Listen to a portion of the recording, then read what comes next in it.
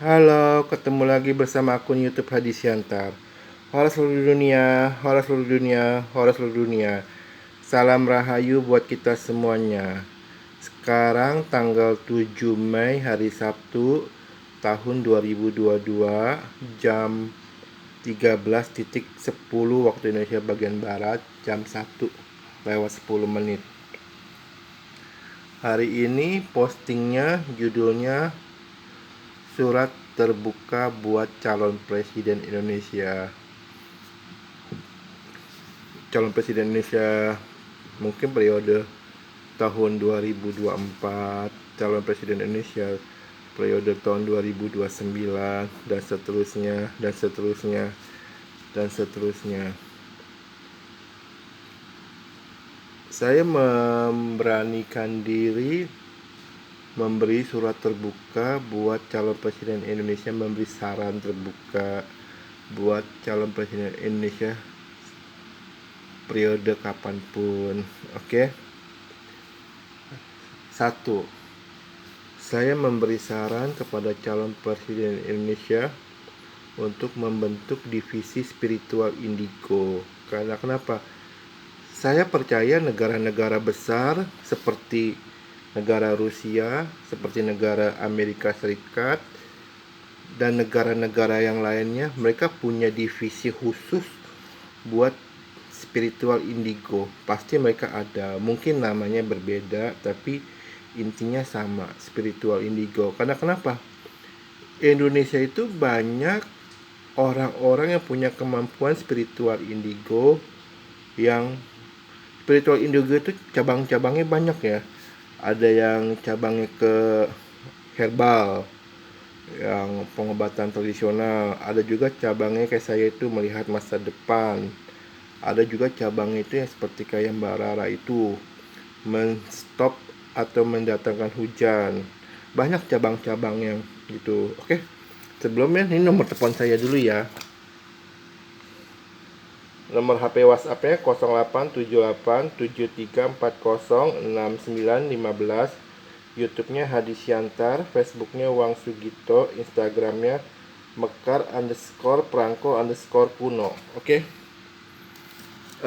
Saya ulang ya, bahwa surat saran terbuka buat calon presiden Indonesia periode kapanpun. Oke. Satu, saya ulang ya. Indonesia perlu membentuk divisi spiritual indigo. Karena kenapa? Saya percaya bahwa negara-negara besar seperti kayak Rusia, Amerika, dia membentuk, walaupun namanya beda-beda ya, membentuk yang namanya divisi spiritual indigo. Karena dengan spiritual indigo itu banyak cabang-cabangnya ya. Dengan begitu, potensi-potensi yang ada di negara Indonesia itu mampu digarap secara maksimal. Karena saya melihat Indonesia itu diberi karunia, diberi eh, kekayaan oleh Tuhan yang Maha Baik yang tidak digarap secara maksimal. Ini kan sama dengan mubasir, ya kan? Sedangkan maaf ya, Indonesia hutangnya bertambah. Memang saat ini masih kecil, masih sekitar 7.005 triliun ya rupiah. Tapi kan kita nggak tahu kalau misal kata hutang saya nggak anti hutang ya. Kalau hutang bertambah tanpa ada usaha untuk mendatangkan uang dengan cara penggarapan sumber daya energi, penggarapan sumber daya alam, penggarapan sumber daya mineral, dan sumber-sumber yang lainnya. Saya takut, bener jujur saya takut Indonesia seperti kayak Sri Lanka bangkrut. Jujur saya takut. Anda boleh mentertawakan saya, Anda boleh. Karena beberapa ramalan saya terbukti loh. Saya takut jujur, ya kan, saya takut bener. Mungkin Anda bilang, Pak, Indonesia kaya raya. Yes, tapi kalau berhutang tanpa ada action untuk menggarap sumber daya alamnya, tapi dengan cara tatan tidak dikorupsi ya, itu akan ada hutang terus. Satu, Indonesia perlu membentuk divisi spiritual indigo. Saran saya kedua, Indonesia perlu membentuk Kementerian Bencana Alam, Menbenlam, Kementerian Bencana Alam. Karena kenapa? Karena potensi Indonesia untuk bencana alam itu sangat besar. Indonesia itu dibilang adalah negara rangkaian api, karena dari Sabang sampai Merauke itu banyak sekali gunung-gunung berapi yang saat ini dalam tanda kutip tertidur. Dengan adanya Kementerian Bencana Alam, Menbenlam ini bisa sigap. Jadi Kementerian Bencana Alam ini bisa membawahin tim SAR. Kementerian Bencana Alam ini bisa membawahin Badan Meteorologi Geofisika Indonesia. Menteri Bencana Alam ini bisa bergerak cepat gitu. Jadi Indonesia itu tidak perlu menunggu bencana alam. Ya kan, Indonesia bisa mendatangkan peralatan-peralatan canggih dari Jepang, ya kan? Jadi Indonesia bisa mendeteksi kapan gunung ini meletus, kapan gunung ini meletus, kapan gunung ini meletus, kapan gunung ini meletus. Jika sudah tahu infonya, langsung buru-buru diungsikan. Penduduk yang nakal, penduduk yang bandel, penjarakan. Karena kenapa? Itu demi kepentingan nasional, keselamatan nasional. Oke. Kedua, saran saya, Indonesia perlu membentuk Kementerian Bencana Alam, Menbenlam. Karena potensi bencana alam Indonesia itu sangat besar. Selama ini urusan bencana alam itu berupa sumbangan itu disalurkan ke Kementerian Sosial, Mensos. Kalau Mensos itu sebenarnya pekerjaannya banyak ya, memberi bantuan-bantuan ke anak-anak lantar, ke fakir-fakir miskin. Jadi beban Mensos itu, Kementerian Sosial itu sangat tinggi. Bansos, bantuan sosial. Dengan adanya Kementerian Bencana Alam ini, Indonesia bisa sigap jika ada bencana alam. Misal kata, dengan cara Indonesia jika sudah dibentuk Kementerian Bencana Alam, Indonesia segera beli peralatan-peralatan canggih dari Jepang untuk mendeteksi potensi bencana alam. Jadi jika ada bencana alam, langsung buru-buru diungsikan penduduknya, diungsikan di tempat yang paling aman. Saran ketiga yaitu Indonesia perlu banyak menanam CCTV di bawah laut.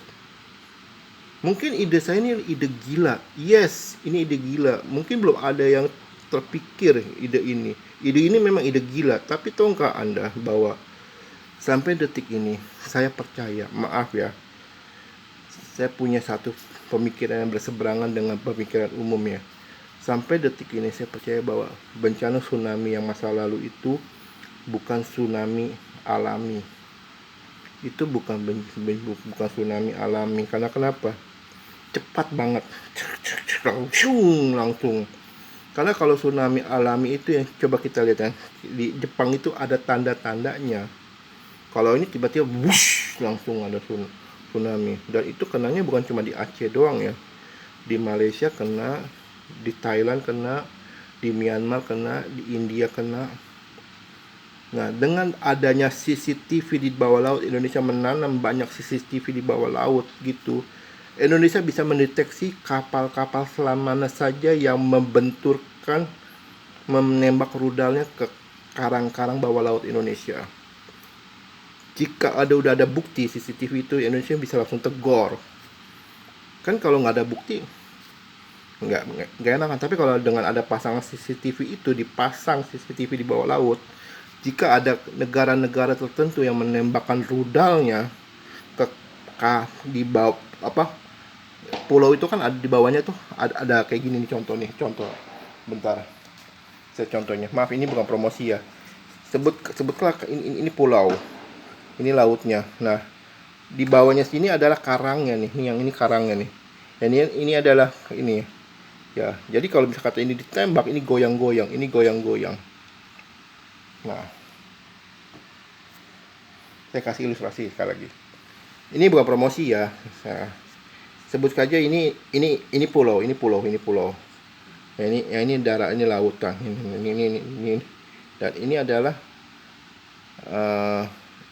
ujung pulau yang masuk ke dalam lautan. Ketika ini ditembak pakai rudal, ini goyang.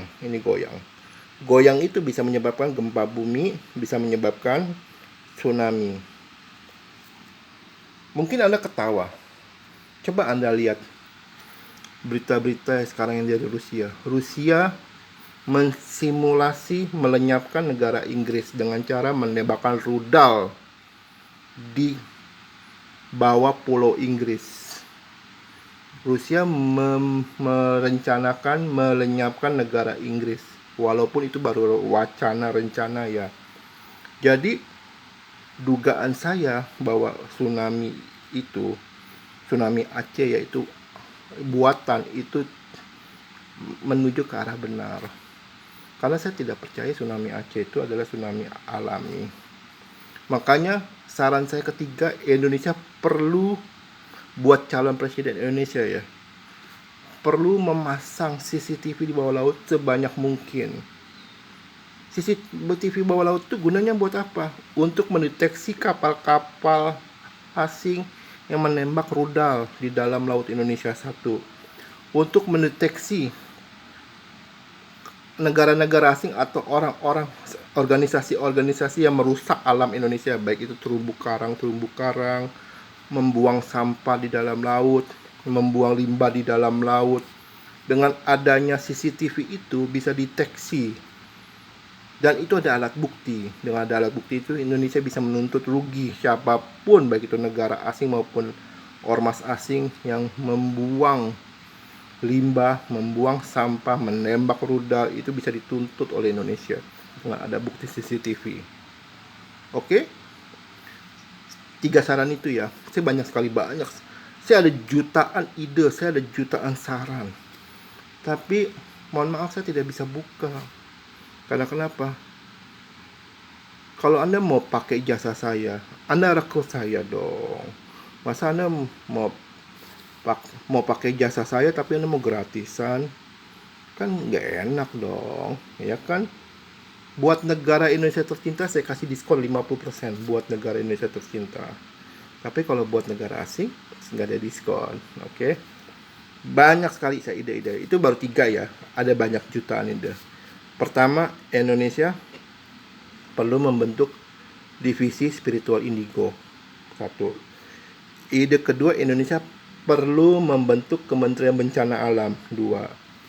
Saran saya ketiga, Indonesia perlu menanam banyak CCTV di dalam laut. Karena kenapa? Banyak negara-negara asing, banyak ormas-ormas asing, banyak pribadi-pribadi asing yang sangat tidak suka Indonesia. Dia bisa membuang sampah di dalam laut, bisa dia membuang limbah di dalam laut Indonesia, dia bisa menembakkan rudal ke dalam laut Indonesia. Indonesia jangan terlalu polos. Karena kenapa? Yang baik Indonesia tuh banyak, tapi yang jahat sama Indonesia tuh banyak. Oke?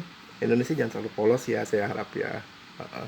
Saya aja punya pemikiran seperti itu. Oke? Saya berharap negara Indonesia merangkul saya. Oke? Sekian dan terima kasih. Horas seluruh dunia. Salam rahayu buat kita semuanya.